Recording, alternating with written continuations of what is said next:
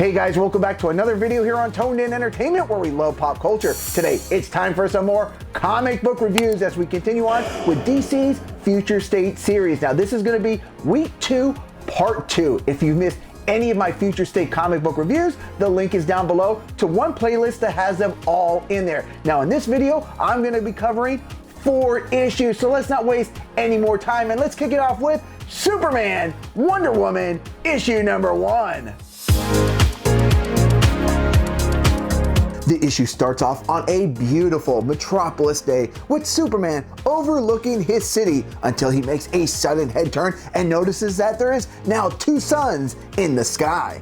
And just like that, it's really gonna hit the fan as a helicopter in Brazil begins to fall out of the sky. But luckily for this chopper, Wonder Woman is there to make the rescue. The man she rescued is a corrupt government official who is in charge of the disastrous infrastructure in Brazil. And she not only gives him a very stern warning, but then punishes him Bart Simpson style in hopes that he will get the message. Now we will learn that it was the sun god who created a tiny solar flare on purpose to teach his official a lesson his way. And while Wonder Woman does agree that this corrupt official does need to learn a lesson, the way he went about it in her eyes was wrong. But the sun god isn't going to stick around for a lecture as he hears about another sun, Solaris, invading his territory and gallants off to show him whose galaxy this is. Now there's going to be a showdown between Kuat and Solaris, and they're going to choose a race to determine their supremacy. But with these 2 hot-headed egos colliding, it's going to cause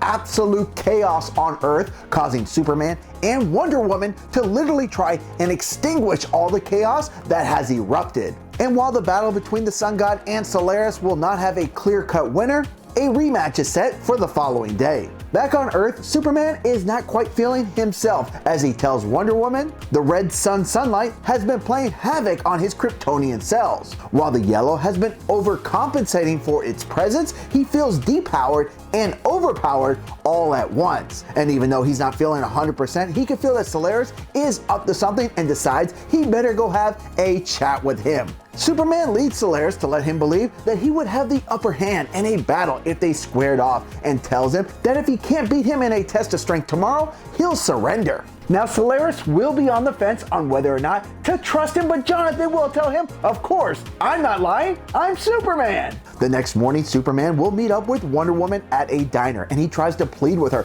to come back to the Justice League, but she really doesn't want to be bothered with it. After glancing at his watch, Superman realizes he's late for his meeting with Solaris, but almost immediately after flying into the sky, he's sent spiraling down to the ground, and that's how issue number 1 ends.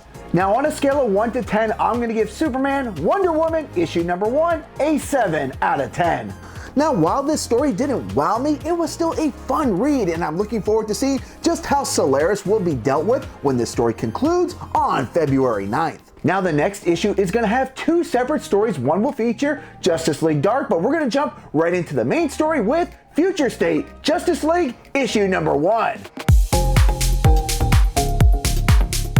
The Justice League has overcome obstacle after obstacle, crisis after crisis, and this new Justice League is ready to take on new challenges. Just they have some new rules that they are abiding by after the Justice League had been betrayed by one of their others in the past. One of the main new rules is that they are only to come together when it's time to fight crime. And that crime syndicate that the Justice League will be sought out by, well, it's going to be the new Legion of Doom, which will be led by T.O. Morrow and his squad that will feature Despera, Amazex, Cobalt Blue, the Screech Owl, the Flood, and Ultraviolet Lantern.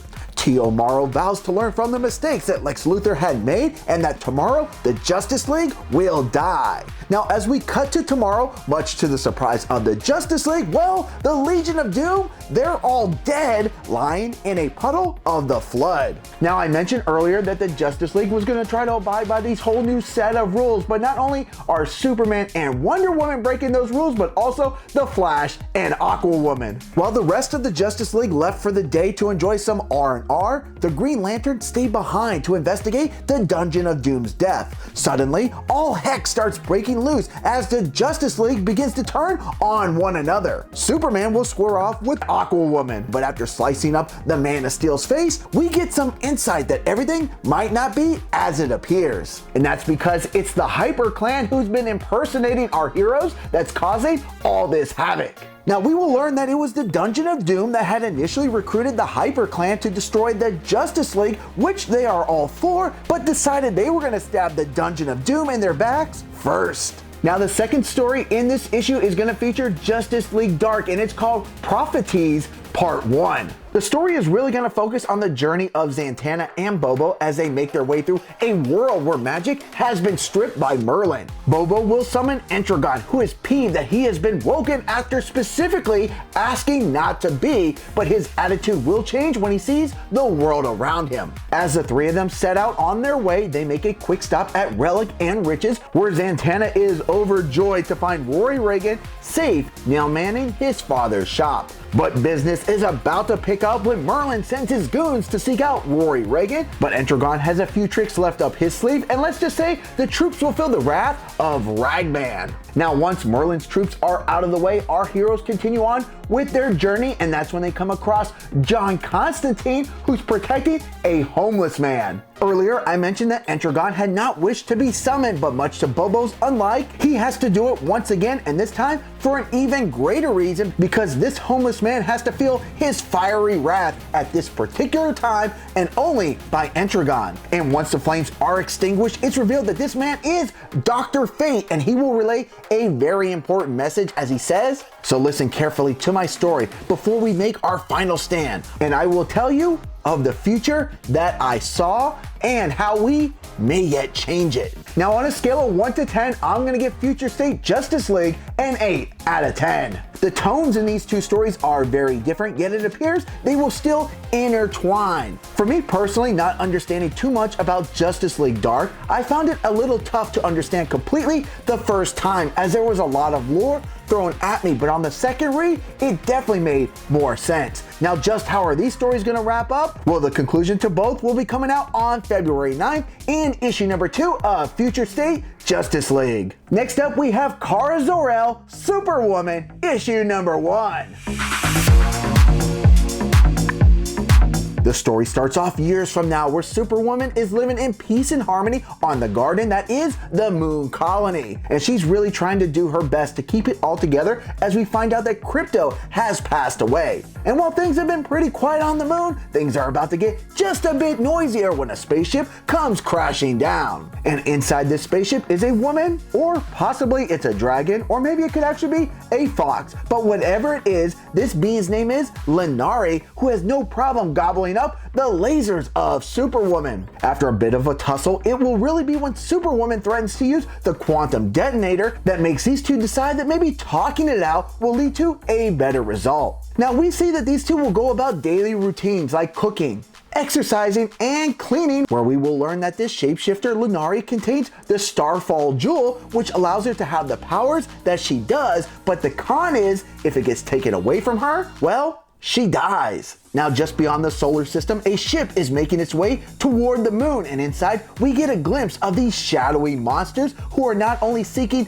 to eliminate Lenari, as they believe she is a thief and a blood traitor, but they will also eliminate any life on the moon for harboring the fugitive from the Star Swamp asteroid. While throughout the middle of this issue, Kara and Lenari will spend the bulk of it getting to know one another, we will see that Lenari still has issues that she isn't ready to deal with, which causes her to jet off and has Superwoman doing what Crypto would have done for her and chases her down. But Kara is met by figures that resemble Lenari, who have her in their grasp. And it's revealed that this creature is her auntie, who's come to take her home, which in turn will have Superwoman putting her life of peace and harmony on hold with a blast of her lasers. And that's how this issue ends, and this will be concluded on February 9th. Now for me personally, I thought that Superwoman is the weakest of the bunch in the 4 issues that I'm reviewing in this video. So for me, I thought it was just straight average, and that's why my rating is a 5 out of 10. While not necessarily my cup of tea, the artwork is pretty unique and much different than what I've seen in the rest of Future State. But the story here by Margaret Bennett was straight average. The first 1/3 and the final couple pages were above average, but the middle felt like I was stuck in a traffic jam and I just found myself looking to speed through it as fast as possible.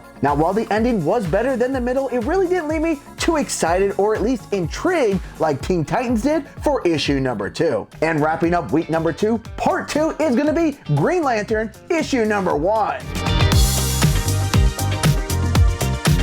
The first story is called The Last Lanterns and has Jon Stewart running the show, but it appears that he may have bought the generics because their lantern batteries are no longer going, and him and the remaining Lantern Corps are forced to rely on weapons normally not in their repertoire. And as they try to protect the beings that are on this planet, the invasion that occurs is way beyond not only what they expected, but what they can handle, and that Jon's only plan really is to have them follow him to the rail tunnels. But unfortunately, this plan wasn't put into action soon enough. As the God in Red exits the ship, he unleashes his army of bone breakers, and Jon and the rest of the Lanterns find themselves boxed in. And even though they will fight to the best of their abilities, not all of them will end up making it. Now, Jon and his allies are left in quite the predicament without the functions of their rings, and we'll have to see if they can get out of this predicament when this story wraps up on February 9th with The God in Red. Now, there are 2 other stories in this issue, and one of them is going to be called The Book of Guy, that will feature Green Lantern Guy Gardner.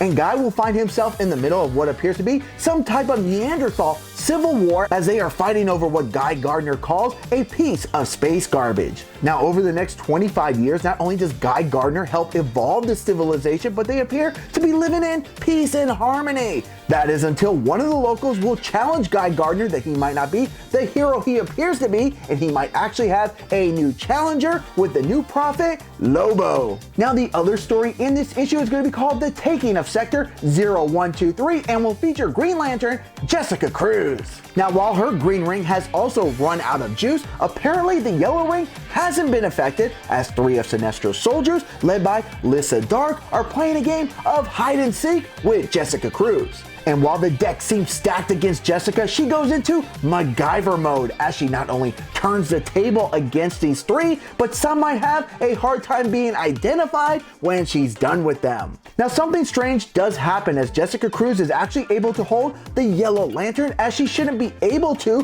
which in turn will lead to an even more unexpected situation, and that will be Jessica donning the yellow ring and being welcomed to the Sinestro Corps. Now, when I do the reviews for these issues, I'm just not reviewing the main story because I did pay for 3 stories, so I have to review it that way. So my final score for Green Lantern issue number 1 is going to be a 6 out of 10. Out of the 3 stories, it was actually the Jessica Cruz story I enjoyed the most, but much to my sadness, it has been concluded. The story I enjoyed the least was the one with Guy Gardner, which I'm happy to say has ended. And the story that fell right in the middle was actually the main story with Jon Stewart, which will conclude when issue 2 is released on February 9th. Alright guys, well, that's going to wrap up week number 2, part 2 of my Future State comic book reviews. Now, which issue was your favorite this week and which one was your least favorite? Leave me a comment down below. And guys, if you like comic book reviews like this, make sure you subscribe here to Toned In Entertainment for future videos. Subscribe to the channel. Do it. Go now. Do it now.